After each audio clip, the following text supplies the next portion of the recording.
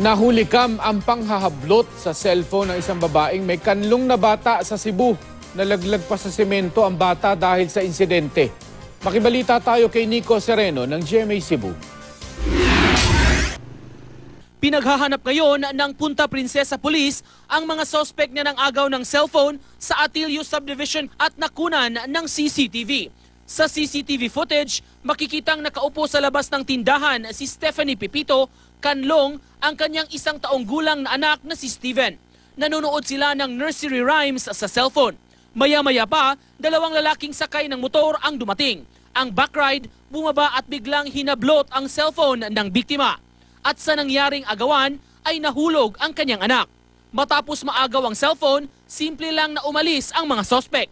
Sa nasabing insidente, nagtamo ng bukol sa ulo ang 1 taon at 1 buwan na si Steven dahil sa pagkahulog nito. Pina-check up na siya ng kanyang mga magulang. Siya yung cellphone ba? Cellphone. Yung mo ito natagak na mong bata pag inlugay na mo. Iya kong giko nag-screw diri sa kong liog ay diri. Screwdriver? Oh, niya mo ito nakuha niyang cellphone.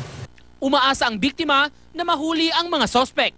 Ang may-ari ng tindahan ang kusang nagbigay ng kopya ng video upang magamit sa investigasyon.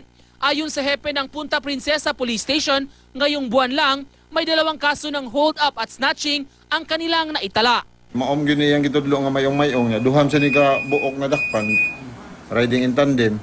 So testingan lang tanig follow-up ning mga bataa kung unsay status na nila karon kay arrested man eh.